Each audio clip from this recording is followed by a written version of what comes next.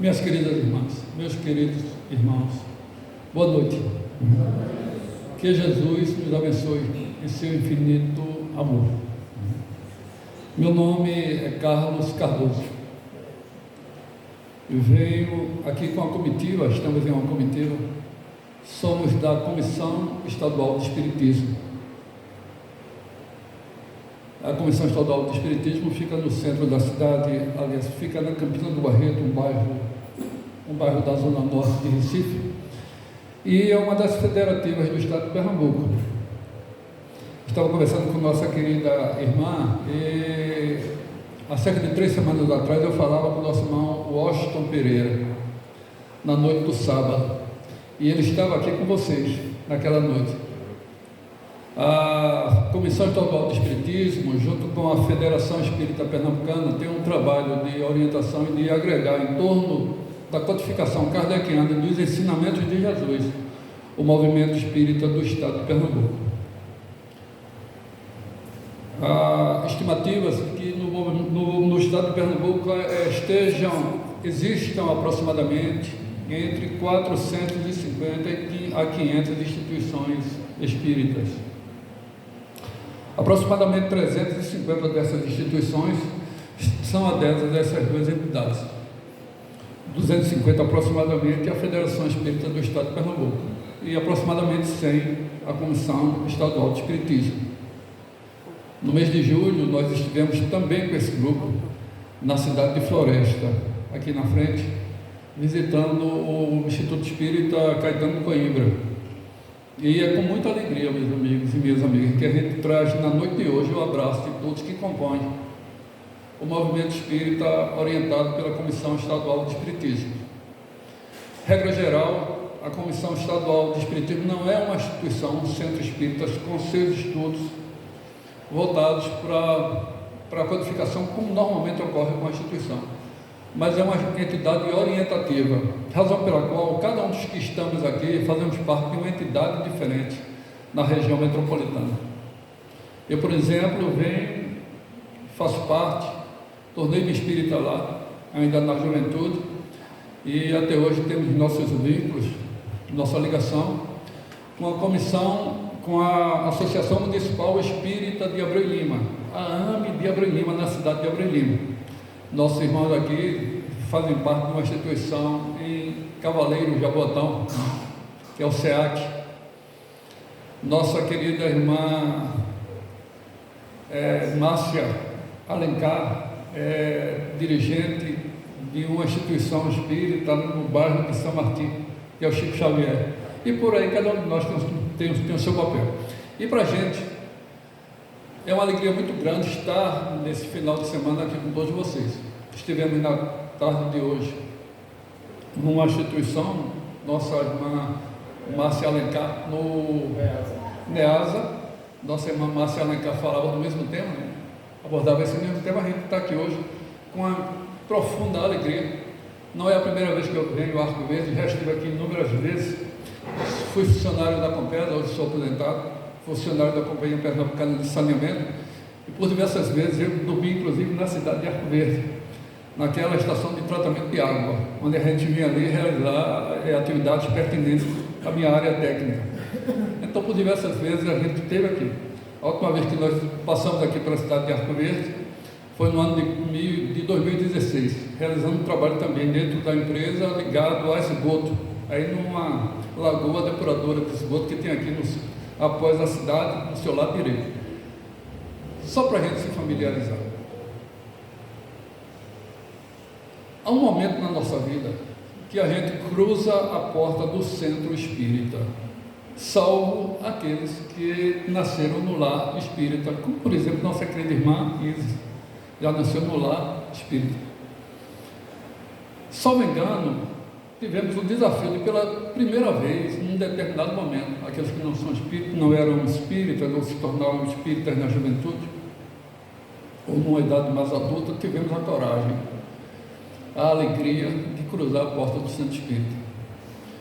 O que íamos conhecer, para a grande maioria de nós, ainda era uma incógnita. há vários anos atrás, acho que aproximadamente de 15 a 20 anos atrás, nós fomos visitados na Comissão Estadual de Espiritismo, na Campina do Barreto, por um escritor espírita brasileiro muito conhecido, chamado Richard Simonetti. Alguns de vocês devem conhecer. Richard é aquela pessoa, hoje desencarnado, que escreve de forma extremamente alegre. Então, os seus livros são de leitura fácil e são muito envolventes, porque ele vai tratando da vida de cada um de nós. Por que é que eu faço essa menção? Tivemos a felicidade de conhecê-lo pessoalmente na nossa Comissão Estadual de Espiritismo. E eu faço essa menção porque em uma determinada obra dele, ele cita que um certo cidadão morava em frente a uma instituição espírita, um centro espírita. E todas as noites ele chegava à sua casa, entrava vindo do trabalho, falava com a família, logicamente, as obrigações usuais de quem está chegando. E sempre que tinha reunião naquela instituição, ele se colocava no primeiro pavimento da casa. Era uma casa de 2 pavimentos, térreo e primeiro pavimento, com uma bela varanda. Ele se sentava na frente. E algo parecido aqui, né? O centro tinha um sistema de som muito bom, que lhe permitia ele ouvir as palestras e estudos que aconteciam ali.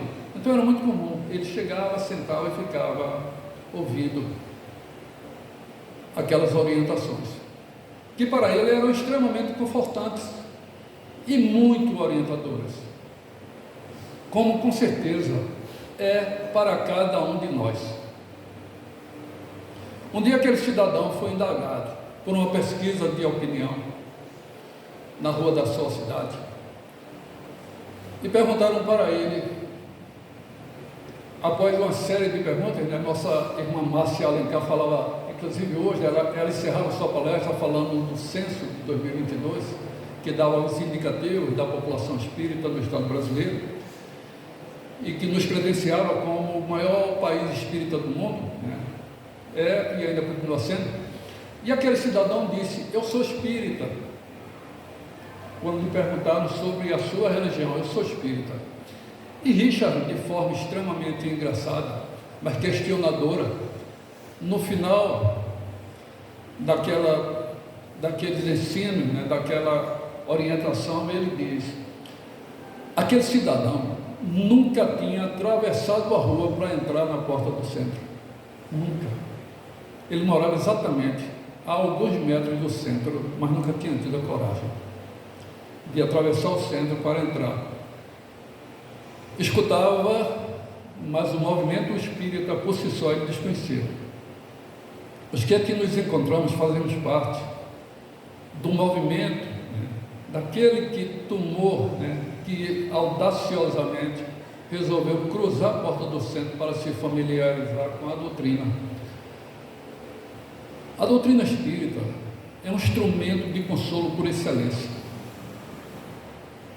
Até porque, a partir dela, pelo menos no nosso caso, a compreensão dos ensinamentos de nosso Senhor Jesus Cristo se tornam mais latentes, mais possíveis, mais claros. Passamos a entender melhor e a compreender melhor. A partir do momento que a gente entra no centro espírita, a gente começa, as nossas mentes se abrem e a gente começa a entender o mundo. Algumas palavras, algumas citações, alguns textos, ou até mesmo o texto todo, os vários textos dos evangelistas. E quando a gente fala dos evangelistas, a gente está falando dos evangelhos canônicos, né, dos 4 evangelistas, embora o texto de hoje a gente encontre no evangelista João, nos seus 21 capítulos, a gente vai encontrar, né, parte daquilo que a gente vai conversar hoje. João esteve com Jesus,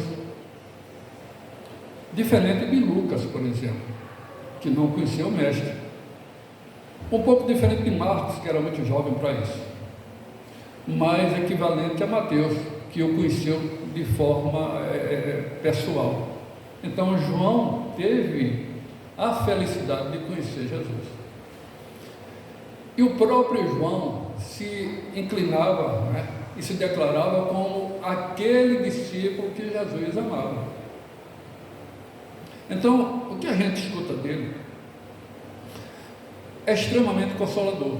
Estudiosos se debruçam no mundo inteiro sobre os textos evangélicos, nos seus diferentes segmentos interpretativos e filosóficos. Todos os textos do Evangelho foram debulhados, foram estudados, continuamente estudados,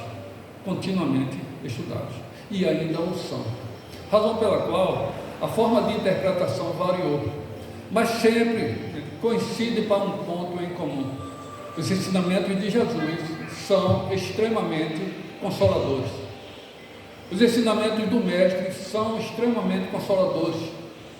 E cada um de nós tem o coração aliviado quando a gente passa a compreender. A partir do capítulo 13, por exemplo, dos ensinamentos do Senhor Jesus, a partir do evangelista João, a gente encontra a ceia. Estudiosos, por exemplo, eu escutava uma palestra essa semana de um grande expositor brasileiro, e ele fazia menção também a essa situação. É a partir do capítulo 13, por exemplo, que a gente vai encontrar as citações da ceia. A ceia, a partir dela, a gente os apóstolos reunidos em torno do Mestre, eles começam a compreender o papel que eles têm a desempenhar lá na frente. E quem era Jesus em sua essência? Quem era o Mestre em sua essência? É quando eles identificam, né, ainda de forma sutil, né, e é Jesus que o diz, mas Jesus diz de forma muito reservada a João, é ele, é aquele que eu vou identificar. Ele fala, por exemplo, do papel de Judas, a identificação daquele que o trairia, que o iria trair, por não entender a sua missão. Veja bem, estava extremamente perto de Jesus e não compreendeu a sua missão, pelo menos naquele instante. Vem compreendê-lo depois. E é também lá que está de forma extremamente clara o mandamento: amai-vos uns aos outros como eu vos amei. Aí a gente destaca aqui que o tempo que Jesus passou junto a eles, do ponto de vista do planeta, né, observando o temporal, foi um tempo extremamente reduzido, mas profundamente marcante. Tem algo que toca em nossos corações, que mexe com nossos alicerces. Jesus mexia com alicerces, com a estrutura, e continua mexendo, porque Ele é. O que a gente precisa fazer muitas vezes é compreendê-lo. E o Espiritismo nos dá as ferramentas da compreensão, quando nos traz a revelação. Não é a única, logicamente, a gente sabe disso, do processo do retorno contínuo no aprendizado permanente de evolução, através das reencarnações, das migrações de corpos em corpos. A gente sempre evoluindo. Viver uma experiência é apenas uma experiência, mas nós somos, todos nós que aqui nos encontramos, e aqueles que estão aqui em espíritos, um somatório de personalidades diferentes numa única criatura, num único ser, que é o espírito. Temos inúmeras experiências, vivemos inúmeras experiências. Então Jesus falava: amai-vos uns aos outros. Eu abro aqui um parênteses. Quando eu conversava, não sei se será com nossa querida irmã Cleidilene, a gente está vivendo nesse momento aqui hoje um processo, mais uma vez, de interiorização do movimento espírita a partir da Comissão Estadual de Espiritismo, que junto com a Federação Espírita Pernambucana a gente vem trazendo um abraço para os que estão na capital, para todos vocês que aqui se encontram. Um dia nós conversávamos, e ela deve se lembrar, que eu fazia menção a um livro que um psiquiatra norte-americano muito conhecido, ainda encarnado entre nós, Brian Weiss, lançava, acho que nos idos de 80, 70, 80, uma obra extremamente singela, né? Pequena, de poucas páginas, né? Em relação a tantos livros, que são muito mais grossos. Ele lançava uma obra chamada Muitas Vidas, Muitos Mestres, que acredito que alguém aqui, alguns de vocês já tenham lido. Muitas Vidas, Muitos Mestres. Onde ele trata ali de um personagem, de uma pessoa conhecida dele, que ele, aliás, não era conhecido, ele passou a conhecer depois, uma pessoa que trabalhava com um amigo dele, e que, com uma série de problemas comuns a todos nós, com uma série de problemas, ele então identifica, ela diz: procure Brian Weiss. Ele é um grande especialista, ele deve ajudar você a resolver seus problemas. E ela então fica de procurá-lo, e vai passando o tempo, as semanas vão passando, e ela sempre se esquivando, até que esse médico, esse companheiro do Dr. Brian, encontra essa senhora na pista um determinado dia e dá um grito gigante para ela: você já foi procurá-lo? E ela olha estarrecida para ele, né? Ela leva aquele choque e diz: eu vou procurá-lo hoje. E esse doutor Brian Weiss, a partir daquele momento, ele recebe essa pessoa de forma extremamente breve, né? Só para a gente ter uma ideia do nosso papel. Ele então vai, a partir da identificação dela, trata ela como uma paciente comum, com seus traumas, com suas depressões, com suas ansiedades, porque ela tinha medo do escuro, porque ela tinha medo do passado, porque ela tinha medo de se afogar. E a gente vai perceber que cada um de nós tem medo disso, medo daquilo. Então ela era um pouco de cada um de nós, muitas vezes. Aquela pessoa, aquela mulher, ela ainda existe hoje. Essa senhora ainda vive nos Estados Unidos. E ele vai conversando com ela, e na medida que ela vai conversando, ele vai identificando os problemas e vai passando uma medicação adequada, né? E daqui a pouco vai avançando até perceber que o tratamento não andava muito, não ia avançando. Então ele pede a ela permissão para entrar num campo delicado, que é o campo da regressão da memória. Ele explica para ela do que se trata, e eu abro esse parênteses aqui: trata-se de um profissional, né? Alguém tentou fazer isso, se ser profissional não é o caso, também não é o papel da casa espírita, né? Alguém um dia tentou fazer isso, não é o papel, compete aos profissionais com sua competência. E a partir de então ele começou a tratar com ela num processo de regressão, coisa que ele já utilizava com outros clientes, outros pacientes. Então, na medida que ela entrava num processo de regressão, ela ia se aproximando de uma infância. E nessa aproximação da infância, ela começava a destravar uma série de situações. Por exemplo, o medo de morrer afogada decorreu dela, criancinha, ter caído na piscina. Então ela começou a se afogar, alguém pula e tira ela. O medo do escuro decorria de um trauma que ela tinha referente ao seu genitor, né? Que tentou bulinar com ela em uma noite, e ela pequenininha, ela acorda numa ansiedade, num medo gigantesco. Então ele começava a identificar os problemas, mas aquela paciente continuava vivendo aqueles problemas. Ele tinha diminuído, o cerco estava fechado, mas não estava resolvido ainda. É quando em um determinado dia, e aquilo foi marcante para aquele médico, marcante para aquela paciente, marcante para cada um de nós, né? Até porque o que ele ia fazer, o Espiritismo já tinha feito muito antes. Então ele inicia o processo de regressão com ela, daqui a pouco ela começa a identificar uma época incomum para eles. Eles já não estavam vivendo a experiência da própria existência, ela estava vivendo uma experiência de 3.000 anos atrás. 3.000 anos é quando ela começa a identificar o ambiente inóspito, a situação, as pessoas, o modelo de vida. Ela começa a se identificar numa pessoa com uma dificuldade muito grande, com uma pobreza, e abraçada com um filhinho, com uma filhinha, e daqui a pouco eu vou morrer. E ela começa a falar, e o médico vai registrando, mas agora tem uma situação. O médico registrava desconfiando. Diz: por que ela está falando isso? Ela já não é mais a criança, já é uma mulher com filho. E ele vai anotando, mas agora cauteloso e ao mesmo tempo observando o que é isso, o que está acontecendo. E ela vai identificando a sua situação, até que ele chega a uma conclusão que ela estava vivendo uma experiência no Egito, numa região próxima ao Egito, há muito, mas muito tempo atrás, milhares de anos atrás. E quando ela desperta, ele olha para ela, estarrecido, por uma razão muito simples. O Dr. Brian Weiss não se dizia um religioso, fato comum das pessoas, particularmente naquele país, mas ele não exercitava a sua crença, a sua religiosidade, segundo ele. Mas aquilo mexia com a sua estrutura, porque ele estava falando de alguém vivendo uma outra experiência, num outro momento. E aquilo era delicado, e agora?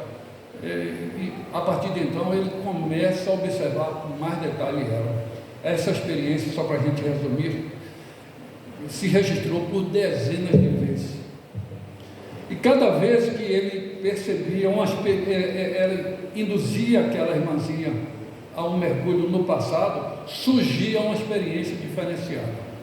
Ao final da obra, essa obra se tornou um best-seller, com milhões de livros vendidos pelo mundo. E também abriu um canal de experiências, porque a partir de então esse médico começou a escrever obras e a se interessar sobre o assunto. O que ela estava identificando naquele momento é que aquela senhora que vivia ali no seu tempo, naquele momento, tinha vivido uma série de experiências físicas. Algumas delas, ela identificava pessoas que viviam com ela no seu núcleo familiar ou nos seus ambientes de trabalho, que estavam com ela vivendo outras experiências.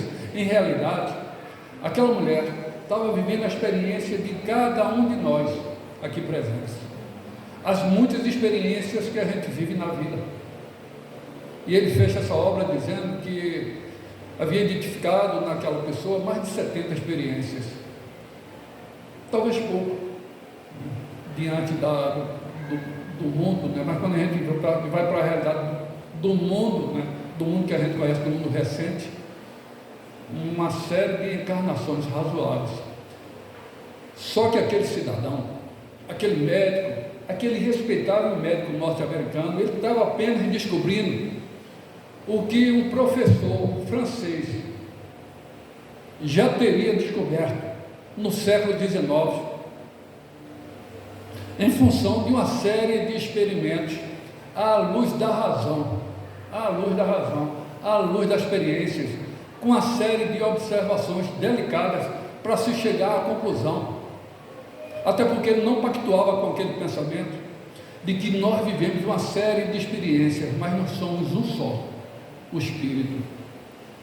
As experiências que a gente vai vivendo é que vão mudando, e o processo é sempre evolutivo, no máximo estaciona, nunca regride. São nossas experiências, minhas irmãs e irmãos. Então, quando Jesus começa a falar dos seus ensinamentos, ele estava, de uma certa forma, falando sobre tudo isso. É ele, por exemplo, que no capítulo 14 de João, fala sobre o Consolador prometido. Lembram? Que virá trazer novos ensinamentos, novos esclarecimentos. Se Jesus, à luz do mundo, falava em novos esclarecimentos, havia uma situação delicada, mas de antemão ele não tinha falado tudo. Então ele falou de acordo com a época, e o que ele falou nos envolve claramente, mas ele não falou tudo. Eu vos enviarei o Consolador prometido, nas minhas palavras, que virá resgatar uma série de orientações que serão, com o passar do tempo, desviadas, e trazer novos esclarecimentos, de acordo com a capacidade de entendimento da sociedade. É isso que nós estamos fazendo aqui na cidade de Arco Verde. É isso que se faz aqui nesse núcleo de estudos espíritas, semanalmente. Estudos, minha gente, a base da doutrina espírita. Jesus já falava sobre isso. E é ele que diz: não me escolheste vós a mim, mas eu vos escolhi a vós. Fui eu que identifiquei cada um de vocês. E se eu identifiquei cada um de vocês, é porque vocês estavam aptos a desempenhar aquela função. Ele estava falando de homens iletrados, mas muito próximos dele, espíritos em condições de desempenhar aquela missão. É bom que a gente compreenda isso. Um era pescador, o outro era agricultor, todos de uma simplicidade de vida muito grande, mas todos espíritos nobres. Todos espíritos nobres. É ainda nos capítulos de João que a gente vai identificar. Ele fala, não sei se eu coloquei por aqui, de que, acho que não, de que eles morreriam. As experiências vão matar vocês, mais ou menos nas minhas palavras, e vão justificar. Vocês serão mortos e as suas mortes serão justificadas. E praticamente todos os apóstolos morreram de mortes, inclusive lastimárias, dantescas, cruéis, né? Salvo João. Salvo João.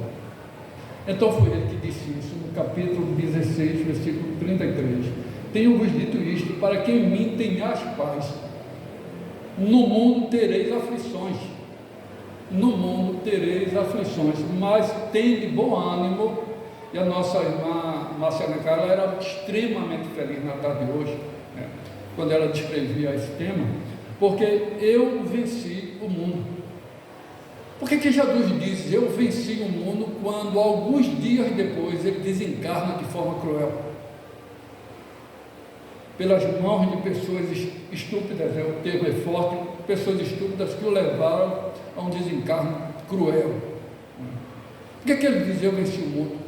Se ele próprio sabia que passaria por uma experiência daquela ordem. Porque o vencer o mundo é a experiência que ele estava vivendo, é a sua experiência de espírito.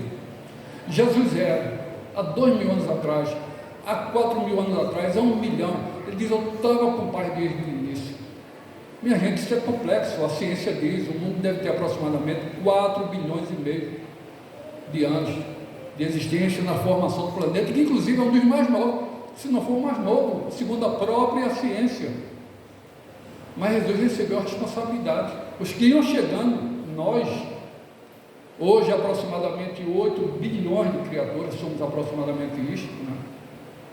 Somos aqueles espíritos que estão vivendo uma experiência, mas experiências que se repetem, sempre avançando, mas muitas vezes sempre repetindo os mesmos erros. A gente sempre com nossos problemas, por isso já nos diz, tenham bom ânimo, tenham bom ânimo, vençam a vocês mesmos, vençam a capacidade de sofrer, vençam as dificuldades, vençam as experiências. Quando a gente abre a TV, a gente se depara com a situação, vai para o mundo, a gente se choca com guerras. Estamos no século 21, o mundo avançou do ponto de vista da tecnologia e a gente ainda vive guerras bárbaras. Hoje, sendo acompanhado, também você pode acompanhar uma guerra de casa. São pessoas planejando se matar. Então percebam, a gente ainda tem muito que avançar. Mas esse avanço aqui, ele é pessoal. O avanço, minha gente, ele é de cada um de nós. Quando a gente cruza a porta do centro espírita, a gente está recebendo a experiência de vencer nós próprios, de nos identificarmos. Nós começamos a conhecer aquilo que talvez a gente já conhecesse, porque nós somos espíritos, a gente já vem de uma jornada, né? Mas a partir do momento que a gente vai se identificando, e a casa espírita é esse ponto de luz, né, que nos permite reflexões. Às vezes até a gente confunde o papel da gente aqui dentro do centro. Às vezes a gente se confunde.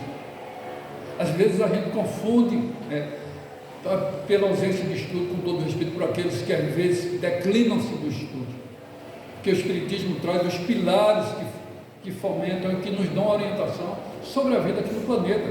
Quem somos, de onde viemos, para onde vamos, né, os porquês, o modelo da encarnação, a reencarnação, a pluralidade das existências dos mundos habitados, a mediunidade por si só.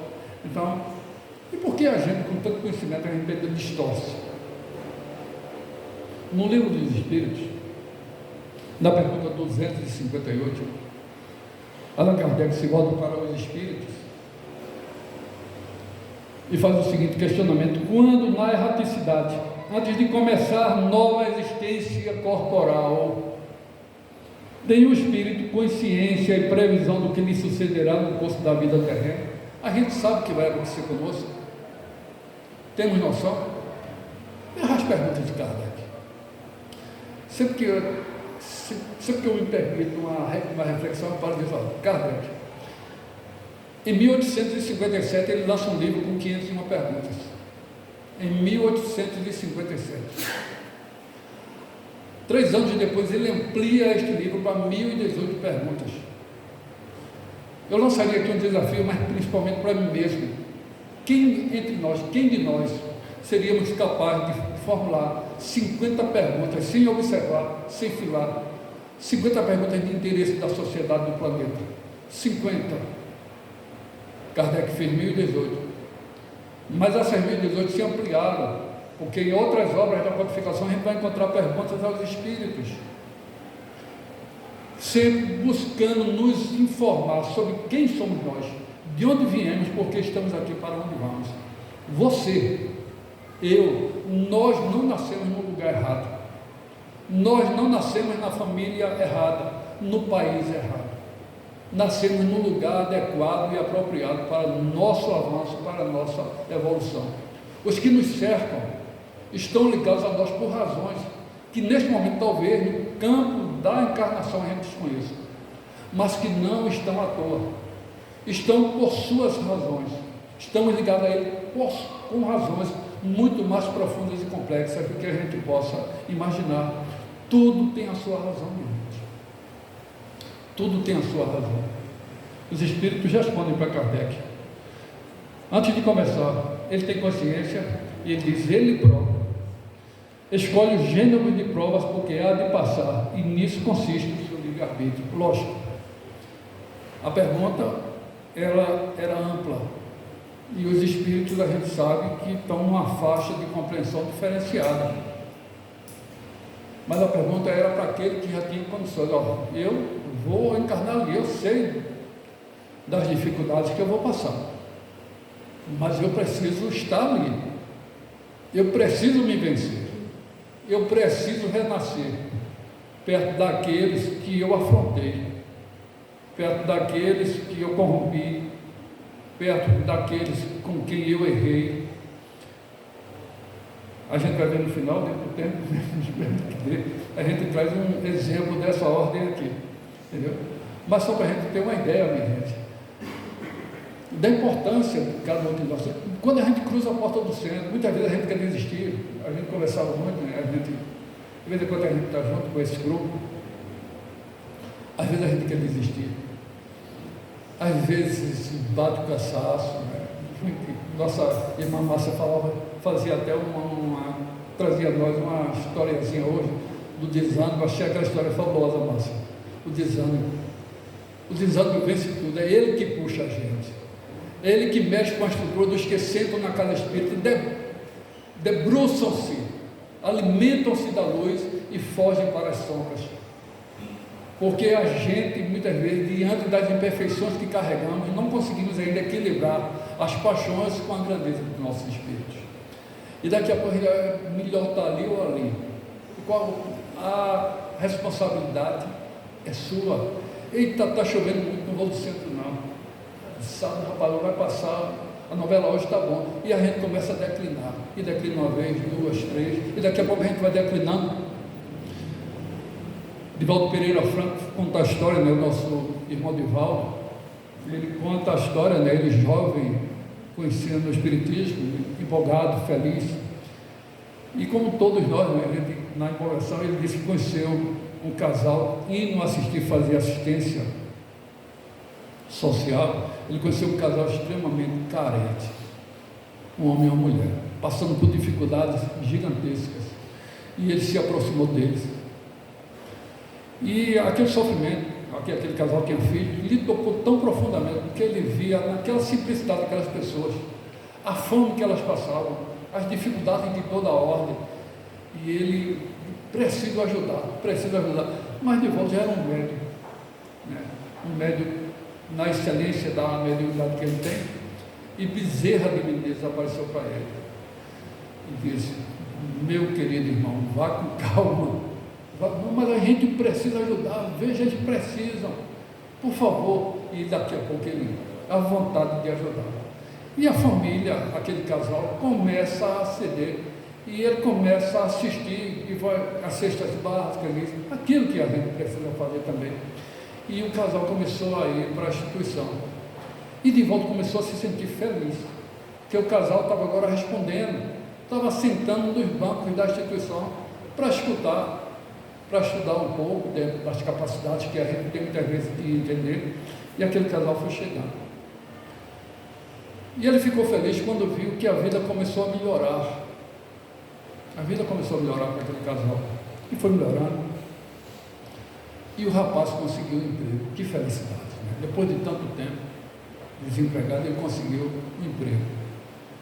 Se ele conseguiu um emprego, a honra da família, a estabilidade, a alimentação, tudo a partir de então seria mantido. E a alegria foi muito grande, eles pactuando daquelas alegrias. O Divaldo conversou com ele muito feliz, e aí daqui a pouco o rapaz começou a ir um dia, ia uma semana, daqui a pouco faltava um dia, normal, natural. Daqui a pouco faltava 2. Aí Divaldo procurava, cadê o rapaz? A senhora até que vinha, aí ele faltava. E daqui a pouco ele foi faltando, e Divaldo começou a entristecer-se, né, com aquele que ele tinha ajudado a trazer para o centro. Que a gente fica feliz, né, quando traz alguém para o centro, né? Principalmente quando é da família da gente. Porque às vezes a gente consegue trazer alguém, mas da família a gente não conseguiu. Aí Divaldo, um certo dia, o rapaz desapareceu. A família desapareceu. O rapaz desapareceu completamente. Divaldo ficou triste, mas fazer o quê? Não era o primeiro, não seria o último. Quantos não cruzariam a porta do centro espírita e não iriam desaparecer depois? Até que um dia Divaldo vai cruzando por uma banca de revista numa manhã, um diploma, quando ele olha uma matéria de jornal. No tempo de jornal era muito lido e era vendido nas bancas e eram estampados, né, para chamar a atenção. Daqui a pouco ele vê uma matéria de capa. Era alguém que tinha sido envolvido em um assassinato. Era aquele rapaz. Tinha havido um assassinato envolvendo ele. A vida se destroçava completamente. Capacidade de aguentar. Envolve cada um de nós. Então é preciso a gente se cautelar. A responsabilidade que nos compete. O que a gente vai fazer de nossas vidas? Vivemos num mundo de expiação de provas, onde ainda predomina, eu não digo que predomina o mal, há uma espécie de equilíbrio hoje do planeta. O planeta caminha para um mundo de regeneração, nos quais as almas que ainda têm o que expiar aurem novas forças repousando nas fadigas da luta. Caminhamos para esse mundo. Kardec já falou sobre isso, capítulo 18 da Gênesis. Ele já trazia essas experiências, essas observações. Mas ainda estamos vivendo essa experiência e talvez ainda demore um bocado de tempo. Depois dos mundos de regeneração, a gente pode caminhar para mundos ditosos, onde o bem sobrepuja ao mal plenamente, até chegar nos mundos celestes ou divinos. Essa escada é infinita, e a experiência que nos dá é que a gente está apenas nos primeiros patamares dela, nos primeiros patamares.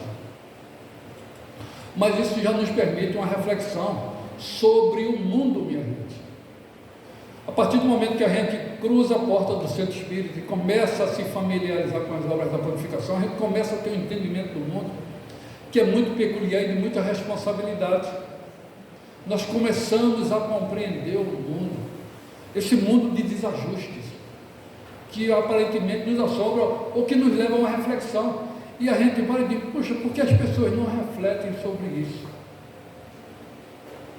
Quando eu era criança, no tempo que a Rua Nova, a Rua da Imperatriz, o centro da cidade de Recife era extremamente frequentado e o comércio era extremamente forte, o que não ocorre hoje. Meu pai é um relojoeiro e tive a felicidade de aprender a sua profissão. Tornei-me relojoeiro como ele, e ainda criança, nós íamos, eu ia acompanhando ele, com muita alegria, a gente ia para o Recife.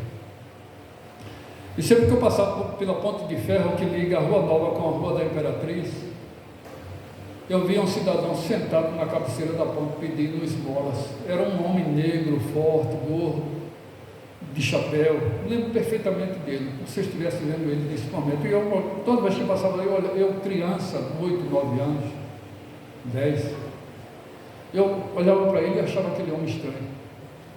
Por que esse homem é assim? Sério. Mas por que eu estou fazendo destaque desse homem cego? Porque ele não era um cego comum. Ele não era um cego que tinha, os seus olhos podiam ser vistos. Ele não tinha os olhos, o rosto era todo coberto por uma carnosidade, emendava. Ele não tinha o globo ocular, os seus globos oculares não existiam. E eu queria saber por que esse homem é assim. Por que ele é assim? Porque ele, no meio de tanta gente, nasceu dessa maneira. E às vezes a gente não consegue concatenar essas experiências delicadas em que seres voltam à Terra cumprindo elas. Por que aquele homem era daquela maneira? A vida passou, né? Aquele homem possivelmente já desencarnou. Mas aquela experiência me chamou muito a atenção. Muito a atenção. E a gente está no mundo. Há duas experiências. Vencer no mundo ou vencer o mundo. Vencer o seu mundo. Eu vou vencer no mundo. E a gente vai estudar, a gente vai trabalhar, daqui a pouco a gente vai galgando privilégios, situações, crescimentos profissionais, alegria. Às vezes a gente vai vencendo num campo e perdendo-se no outro. A gente vence no mundo, mas não vence o nosso mundo. As nossas experiências. A gente vence e começa a ter tudo. E acaba se perdendo muitas vezes. Você é incapaz de manter o equilíbrio. A gente vence a experiência, mas não consegue manter aquele equilíbrio e viver aquela situação. Então vejam a responsabilidade que nos compete. Allan Kardec, depende dos espíritos progredirem mais ou menos rapidamente para a perfeição, depende de cada um de nós crescer, evoluir, progredir de forma mais breve, mais rápida ou mais lenta. É porque tem pessoas que a gente percebe que parece que elas esquecem que estão na Terra e não levam a sério suas experiências, pelo menos no nosso ponto de vista, de ver, e se entregam completamente. Os espíritos respondem. Depende dos espíritos, e eles respondem certamente. Depende sim, depende de cada um. Eles alcançam mais ou menos rápido, conforme o desejo que tem de alcançá-la, e a submissão que testemunham à vontade de Deus. Uma criança dócil não se instrui mais depressa do que outra recalcitrante. Quer dizer, depende de cada um de nós viver essa experiência, crescer ou estacionar. Agora, crescer é uma experiência muito delicada, minha gente. E ela é muito, mas muito pessoal. Muito pessoal. Ela é algo muito pessoal, a gente não tem como julgar, identificar que ele está querendo. Agora, a gente tem uma noção. O envolvimento que a pessoa se dá, a dedicação que ela tem, às vezes a gente vai identificando, mas quantas vezes a gente não se decepciona com alguém que estava fazendo um trabalho tão bonito e daqui a pouco declina do ponto de vista moral. E aí uma esperança para todos, daqui a pouco decepciona. Por isso que a experiência pessoal é muito, mas muito, muito íntima. Nós apenas tentamos nos conhecer. A experiência é muito pessoal, minha gente. Razão pela qual de vez em quando a gente vai se descobrindo e diz, meu Deus, porque eu ainda penso dessa maneira, porque eu ainda falo o que eu não gostaria de falar, porque eu ainda ajo daquela forma, né? porque eu ainda tenho dificuldade de vencer nesse campo. Então percebamos que a responsabilidade é muito própria. Como a gente tem uma luta pessoal para vencer, gente? Antes da gente tentar educar os demais, a gente tem uma luta muito grande conosco mesmo. Conosco mesmo. E na pergunta 967, Kardec, em que consiste a felicidade dos bons espíritos? Aqueles que já alcançaram a felicidade. E os espíritos respondem para Kardec: em conhecerem todas as coisas, em não sentirem ódio, prestem bem atenção, em não sentirem ódio, nem ciúme, nem inveja, nem ambição, nem qualquer das paixões que ocasionam a desgraça dos homens. Eu não vi responsável ali. Ele não está dizendo que ser da igreja tal ou tal, abraçar aquela causa, ele está dizendo, vencer-se a si mesmo.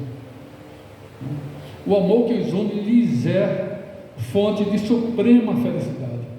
Não experimentam as necessidades, nem os sofrimentos, nem as angústias da vida material, porque já venceram, já se venceram. Eles servem de experiências para nós. Falo de mim, que está bem atrás. São modelos de vida. Estão no planeta como o nosso, de expiação de provas, também. Estão como? Em missão orientativa. Vivem no mundo sem se angustiar com o mundo, sem serem prisioneiros do mundo. São exemplos. Em que campo filosófico se encontram? Em todos que permitem que sejam orientadores da sociedade. Então ele renasce em um lugar apropriado para ajudar a ajustar naquele ponto, sob a orientação de Jesus, o nosso mestre. E com isso eles evitam essa situação. Paz, irmão, né? A gente está lá, porque eles estão desarmados. Não carregam em si, né? Não anelam em si quaisquer sentimentos, que não o sentimento do bem. Eu gostaria de finalizar aqui, de forma breve, já estamos chegando ao final. Eu vou ser extremamente breve.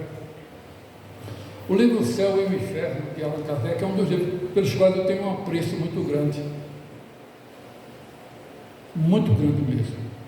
Na segunda parte desse livro, mais de 60 espíritos vêm relatar suas experiências. A maior parte dessas experiências foram relatadas na Sociedade Parisiense de Estudos Espíritas. Mas outros casos que são citados ali foram acompanhados, até porque a Sociedade Parisiense não era um núcleo como são nossas instituições hoje, era um núcleo de pesquisa e de aprendizados, e diversos espíritos voltaram ali para contar das suas situações. Por que foi que a gente botou esse caso? Este é o último caso do livro O Céu e o Inferno, a última das experiências, e está citado exatamente no campo das expiações terrestres. Lembra que eu falei daquele cidadão cego? José Betré, um cego. Conheci um rapaz, naquela época, ele desencarnou, lá em Paris, naquela região. E era comum, dentro dos processos da sociedade parisiense, de que espíritos fossem evocados para contar como estavam vivendo. Quem eram esses espíritos? Muitas vezes pessoas que alguns daqueles que estavam dentro da sociedade conheciam. José foi um deles.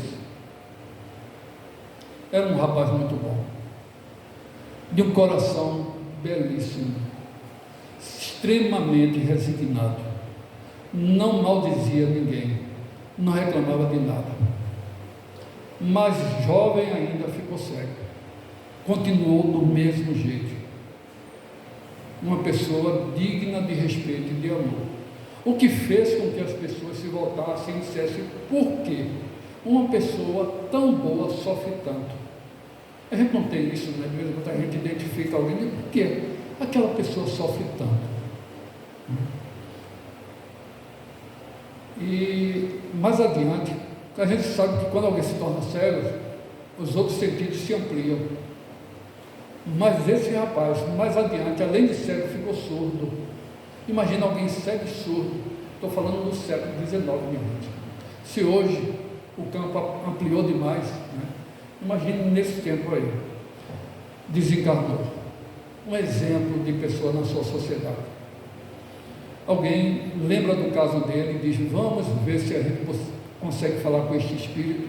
Evocam ele, chamam ele na sociedade. Ele vem se comunicar. Primeira coisa que ele disse: meus queridos irmãos, na reunião, eu quero, antes de mais nada, agradecer a vocês por terem me convidado para contar a minha experiência. Antes de mais nada, eu vou botar uma foto que eu trouxe aqui, como se fosse para identificá-lo. Não é ele, mas para a gente ter uma ideia. Ele disse: não foi a primeira vez que eu fiquei cego. Não foi a primeira. Eu também fiquei cego na última existência. Só tem um porém. Eu era muito rico, jovem e muito imoral, extremamente irresponsável, abusava do mundo, fiz da minha vida o que não devia ter feito, nas minhas palavras, estou dizendo. Então ele começa a relatar a sua vida, e ele diz, abusava demais da vida. Imagine alguém com muito dinheiro, no momento em que a ciência tinha suas limitações, ele começa a adoecer em função dos exageros de vida. E o que ocorre? Ele diz, ele apela para a medicina, os médicos mais caros da sua época, e ninguém consegue resolver o problema. E isso vai irritando ele, irritando, até que ele começa a se voltar agora contra Deus. Ele diz, Deus, se você existe, por que você permite que um jovem rico, uma pessoa estruturada como eu, sofra tanto? Por que você faz isso comigo? E ele começou a se questionar, e a doença ampliando-se, até que o dele não aguentou mais e tirou a sua própria existência. Isso na existência anterior, é ele que conta, que ele entrou, ao tirar a sua existência, ele percebe com o tempo que ele continuava vivendo, e ele não conseguia a princípio entender. Daqui a pouco ele vai despertando e começa, se eu continuei vivendo, é porque a vida espiritual existe, mas isso já depois de um sofrimento, por uma razão muito simples, minha gente, segundo ele continuava cego no mundo espiritual. Imagina, a ideia que se tem é de que a gente deixa no corpo físico os sofrimentos, e quando a gente sai de forma consciente e resignada, né, aquilo tudo fica para trás. Aquele homem continuava vivendo e sofrendo.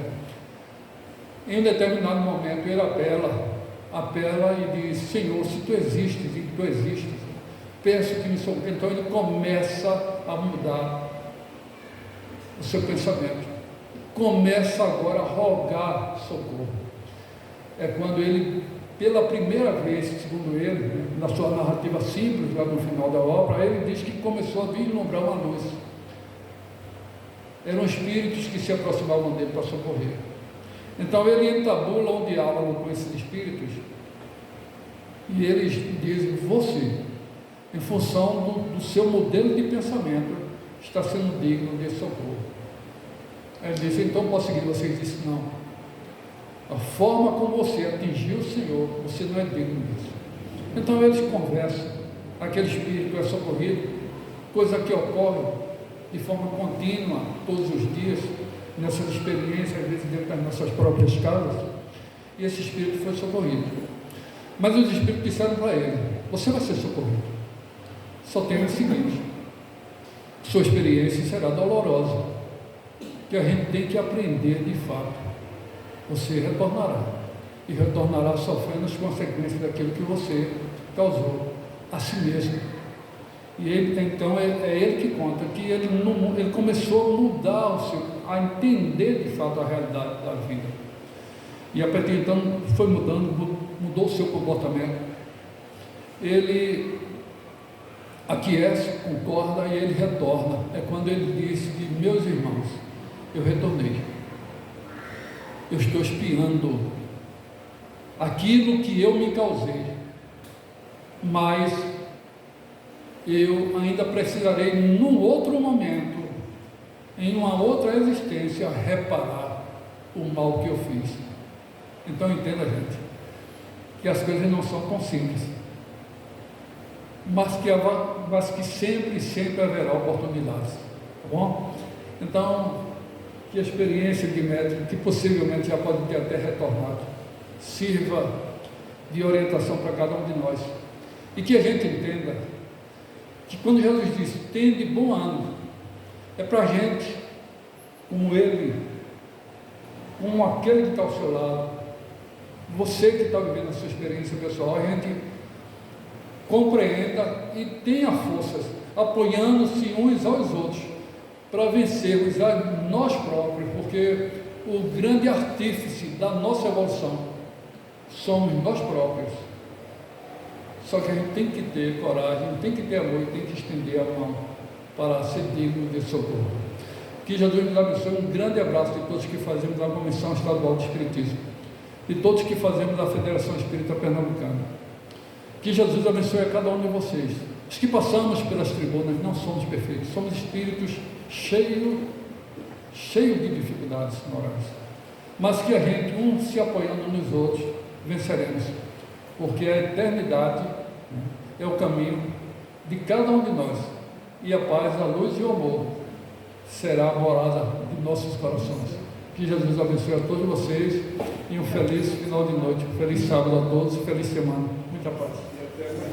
Até amanhã. Amanhã tem o trabalho da nossa querida irmã Isis, né? Que acho que o pessoal deve informar, né? Muita paz a todos. Que Deus abençoe a todos.